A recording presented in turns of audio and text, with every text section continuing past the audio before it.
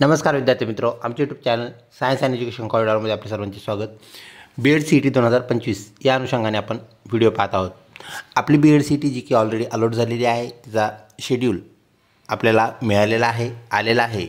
त्या वेळापत्रकानुसार आपल्या ज्या BEd CETs आहेत त्या 3 दिवस म्हणजेच 24, 25 व 26 मार्च 2025ला होणार आहेत, हे आपणास माहीत आहे। त्या संदर्भातील ही अपडेट। तत्पूर्वी आपण जर आमच्या चॅनलवरती अजूनही नवीन असाल तर चॅनलला सबस्क्राइब करा। तसेच BEd CETच्या सर्व ज्या अपडेट्स आहेत त्या वेळेत मिळण्यासाठी बेल आयकॉन बटन प्रेस करून ठेवा, जेणेकरून प्रत्येक अपडेट आपल्याला वेळेत मिळेल। आपला जो अपडेटेड शेड्यूल आहे त्यामध्ये आपली जी BEd CET आहे इथे 5 नंबर आपल्याला पाहायला मिळते, ज्यामध्ये महा BEd जनरल स्पेशल आणि ELCT BEd CET 2025 higher education अंतर्गत ती घेतली जाते। तर डेट्स तिचे आपल्या अलॉट झालेले आहेत 25, 24, 25 आणि 26 म्हणजे 24 मार्च, 25 मार्च, 26 मार्च 2025ला ह्या तिन्ही दिवशी आपली परीक्षा होणार आहे। आणि प्रत्येक दिवशी परीक्षा ही 3 सत्रामध्ये होणार आहे। पहिलं सत्र, दुसरं सत्र आणि तिसरं सत्र म्हणजेच सकाळ, दुपार व सायंकाळ सत्रामध्ये परीक्षा होणार आहेत। एकूण 9 पेपर होणार आहेत, पैकी आपल्याला फक्त एकदाच पेपर असणार आहे। आपल्या हॉल तिकीटमध्ये त्या पेपरचा दिनांक व पेपरची वेळ, त्यानंतर आपल्या सेंटरला व्हिजिट करण्याची जी वेळ आहे ज्याला आपण रिपोर्टिंग टाईम म्हणतो, तर रिपोर्टिंग टाईमही त्यावरती दिलेला असणार आहे। आणि त्याच दिवशी त्या वेळेत आपण पेपरला हजर राहायचं आहे। जितक्या वाजता आपल्याला बोलवलं आहे, ज्या वेळेत बोलवलं आहे त्या वेळेत आपल्याला तिथे हजर राहणं क्रमपात आहे, गरजेचं आहे। गेट क्लोजर टाईमनंतर आपल्याला मध्ये एंट्री मिळत नाही, त्या अनुषंगाने आपल्याला काय करावं लागेल, तिथे हजर राहावं लागेल, ही बाब आपण लक्षात ठेवा। CET सेलवरती आपल्या हॉल तिकीटची जी वेबसाईट आहे ती म्हणजे CETcell.mahacet.org अशा प्रकारचं आपण ते टाईप केल्यानंतर ह्या पेजवरती आपण पोहोचतो, जिथे आपल्याला विविध नोटिफिकेशन्स पाहायला मिळतात।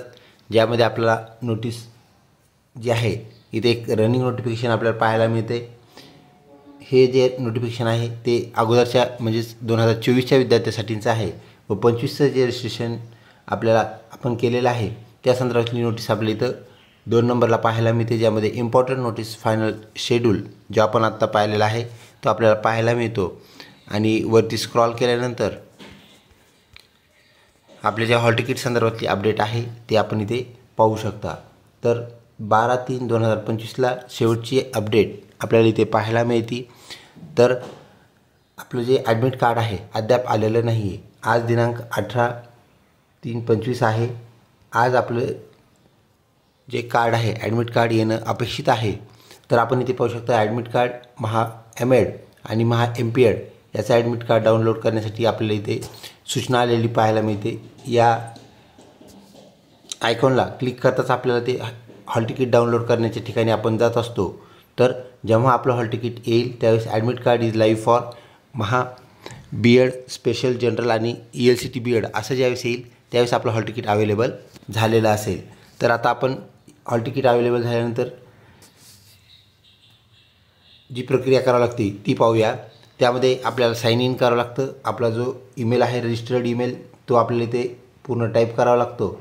त्यानंतर आपला पासवर्ड टाईप करावा लागतो आणि पासवर्ड टाईप केल्यानंतर साइन इन आपल्याला करावं लागतं। साइन इन केलं की आपण त्या वेब पेजवरती जातो जिथे आपल्या लॉग इनमध्ये हॉल तिकीट अवेलेबल असतं।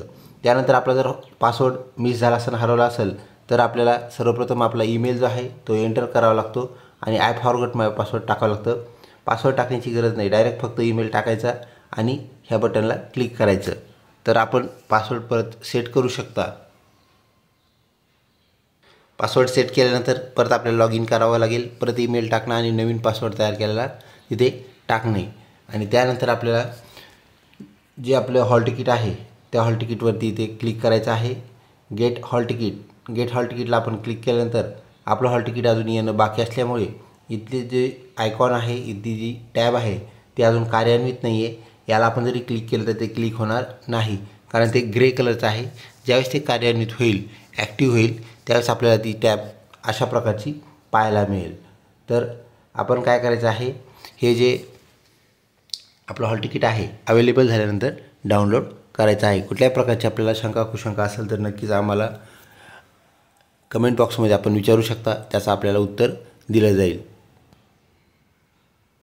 आपले हॉल तिकीट लवकरच अवेलेबल होतील आणि ते अवेलेबल झाल्यानंतर आपली जी मॉक टेस्ट आहे, कशाप्रकारे आपण मॉक टेस्टला सामोरं जायचं आहे, आपली एक्झाम कशी होणार आहे, एक्झाममध्ये आपली आन्सर शीट कशी असणार आहे, ऑनलाईन आपण त्याला कसं हँडल करायचं, हे आपण पुढील व्हिडिओमध्ये पाहणार आहोत. तर नक्कीच पुढचा व्हिडिओ पहा, ज्यामध्ये आपल्याला मॉक टेस्ट कशी सॉल्व करायची दिलेली आहे. लवकरच भेटूया पुढच्या व्हिडिओमध्ये. तोपर्यंत धन्यवाद.